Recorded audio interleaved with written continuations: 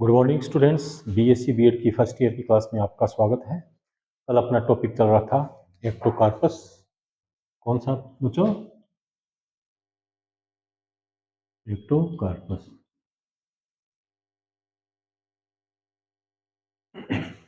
Ectocarpus जो कि brown algae है, इसके बारे में अपने पढ़ रहे थे। तो कल अपना टॉपिक चल रहा था इसका सेल स्ट्रक्चर के बारे में। इसका टॉपिक चल रहा था, तो इसकी सेल की स्ट्रक्चर किस प्रकार की होती है इसके बारे में अपने थोड़ा सा अध्ययन करेंगे। तो इसकी सेल की जो स्ट्रक्चर थी वो इस प्रकार की थी बच्चों, इस प्रकार की थी। इसकी सेल की स्ट्रक्चर किस प्रकार की थी?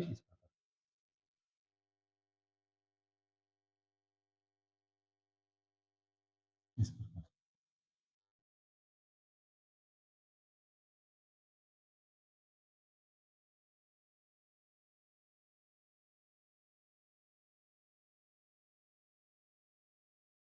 इस प्रकार की इसकी स्ट्रक्चर थी।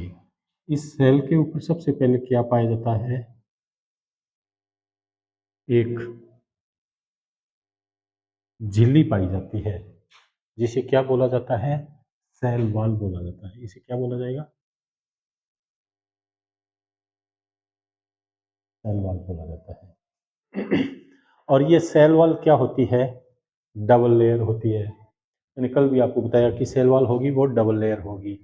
जो ऊपर की जो बनी होती है वो सेल वॉल, वो किसकी बनी होती है? पैक्टिन की बनी होती है। किसकी? पैक्टिन की। और नीचे से सेलुलोज की बनी होती है सेल वॉल। अब जो पैक्टिन की पर जो परत होती है वो भी किसकी बनी होती है? दो पार्ट की बनी होती है। कौन सी? एल्जिन और फ्यूकोइडिन। जो ये होती है पैक्टिन पार्ट होता है, इसके ये किसकी बनी होती है? एल्जिन और फ्यूकोइडिन।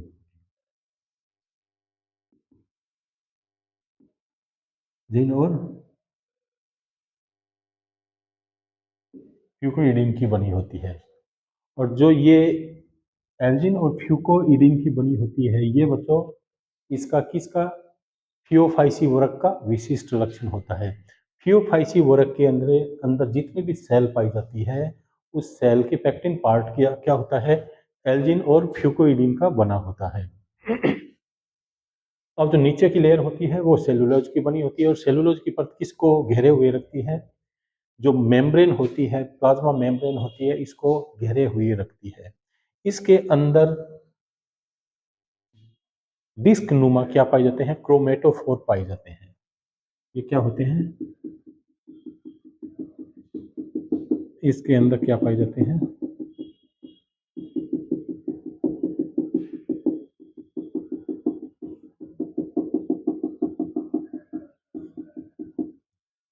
क्रोमेटोफोर पाए जाते हैं।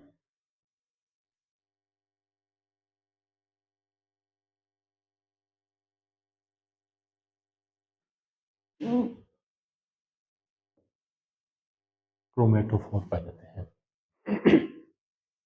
और क्रोमेटोफोर के अंदर क्या पाए जाते हैं?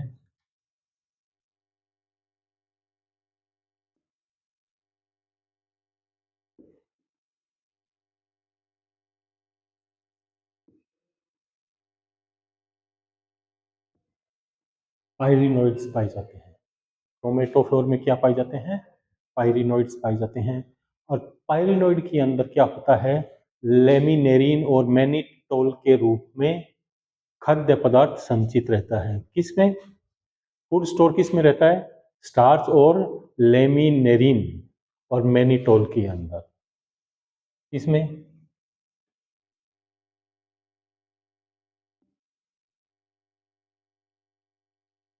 लेमिनेरिन,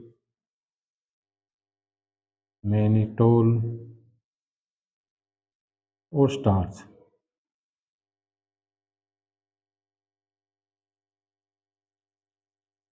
तो एक्टोकार्पस में यदि एक नंबर का क्वेश्चन पूछ लिया जाए कि एक्टोकार्पस में खाद्य किस रूप में संचित रहता है, तो किस में रहेगा?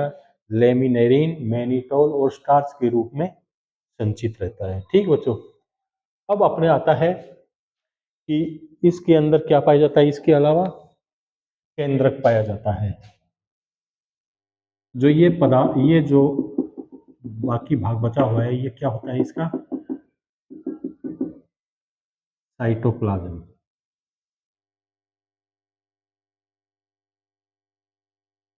ये साइटोप्लाज्म है। साइटोप्लाज्म के अंदर ये क्रोमेटोफोर, पाइनिडोइड वगैरह ये पाए जाते हैं। इसके अलावा इसके अंदर खाद्य पदार्थ संचित रहता है लेमिनेरिन मैनिटोल और स्टार्च के रूप में। इसके अलावा इसके अंदर एक न्यूक्लियस पाया जाता है।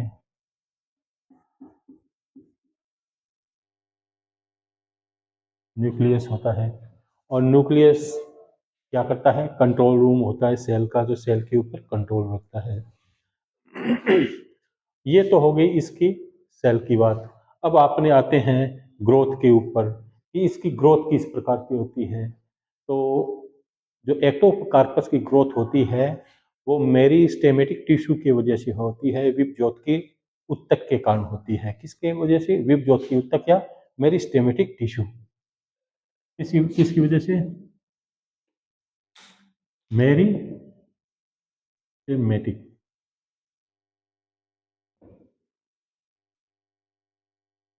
मेरिस्टेमेटिक टिश्यू के क्या कारण होती है।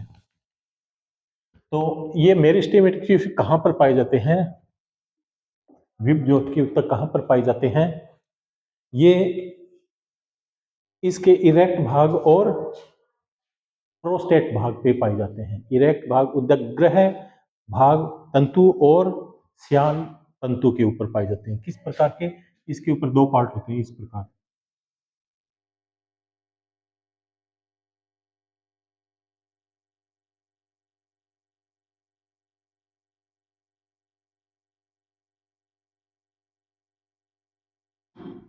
तो इस प्रकार इसकी संरचना होती है।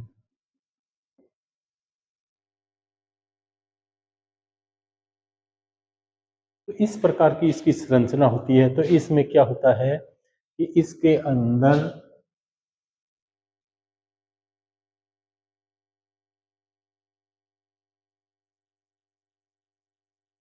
यहाँ पर क्या पाए जाते हैं, मेरिस्टेमेटिक टिश्यू पाए जाते हैं।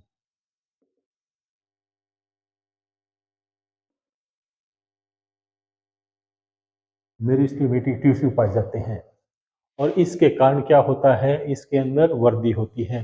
कभी कभी इसके अंदर क्या होता है, जो प्रोस्टेट भाग होता है, ये प्रोस्टेट भाग है,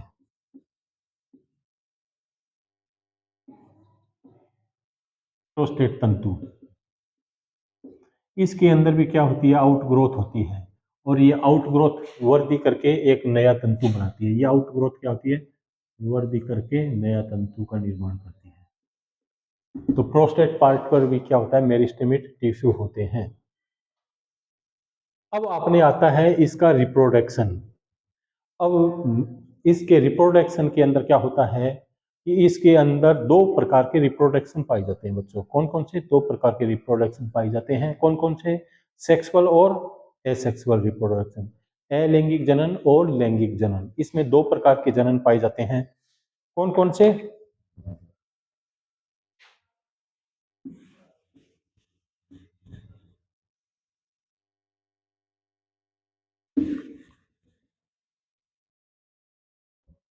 दो प्रकार के लैंगिक जनन मिलेंगे इसमें।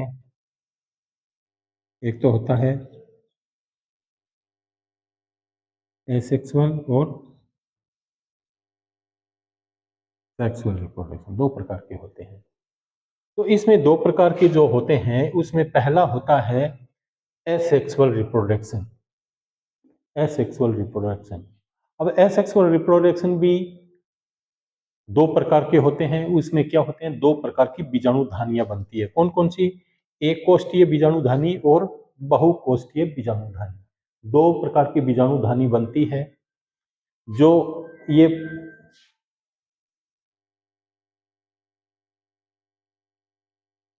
मान लो ये पादप है, इसके ऊपर ये तंतु है इसका,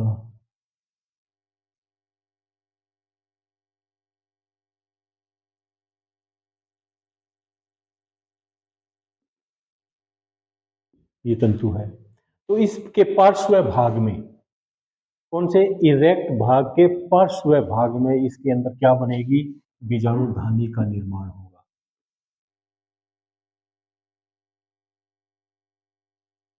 इस प्रकार इसके अंदर क्या होता है, बीजाणुधानियों का निर्माण।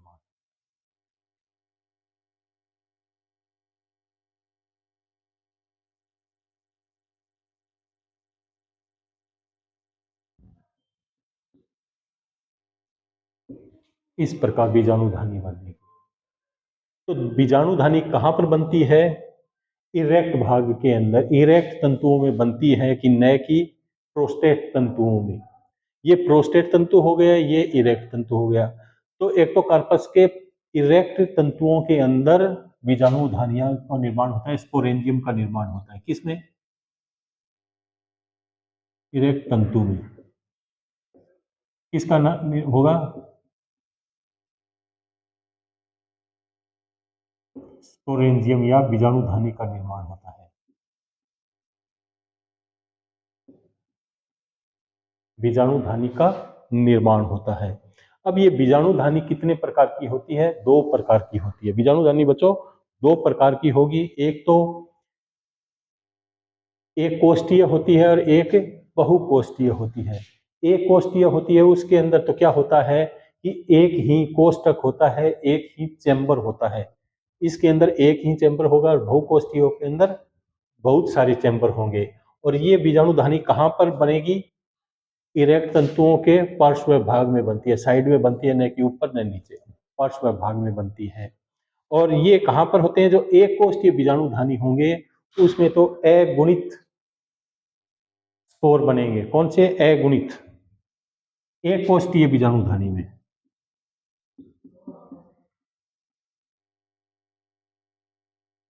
बीजाणुधानी में कौन से स्पोर बनेंगे, अगुणित।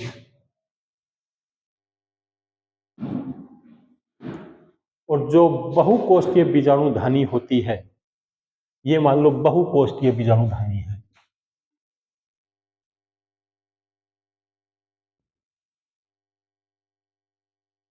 बीजाणुधानी, जो बहुकोष्ठीय बीजाणुधानी होती है उसमें क्या बनेंगे कि द्विगुणित बीजाणु बनेंगे। कौन से, द्विगुणित स्पोर बनते हैं। ठीक बच्चों, और ये कहां पर बनते हैं, ये शाखाओं के शीर्ष पर विकसित होते हैं। ये छोटे छोटे ये होते हैं ना, इसके अंदर ये बीजाणुधानी है, इसके अंदर क्या होंगे, ये बीजाणु बनेंगे। और बीजाणु किस प्रकार के होंगे, गोलाकार होते हैं या नाशपति नुमा होते हैं।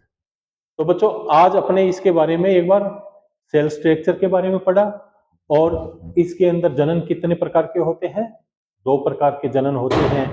पहला जनन होगा कि सेक्सुअल और एसेक्सुअल होता है, और एसेक्सुअल के अंदर भी दो प्रकार के होते हैं, अगुणित और एक कोष्ठीय बीजाणुधानी और बहुकोष्ठीय बीजाणु की धानी के द्वारा। दोनों में क्या होते हैं, चल बीजाणुओं का निर्माण होता है। और ये चल बीजाणु क्या होते हैं कि नाशपति नुमा होते हैं, और ये बीजाणुधानी गोलाकार या अंडाकार होती है। और एक बीजाणुधानी में कितने स्पोर बनते हैं, लगभग 32 से 64 के करीब स्पोर बनते हैं। ठीक, और ये स्पोर क्या होते हैं, बाद में क्या होते हैं, बीजाणुधानी से रिलीज होकर पानी में गमन करते रहते हैं और बाद में नए पादप का निर्माण करते हैं। ठीक बच्चों, आज अपने इसके बारे में पढ़ा, कल अपने इसके सेक्सुअल और एसेक्सुअल रिप्रोडक्शन के बारे में डिटेल से समझेंगे। ठीक बच्चों, ओके।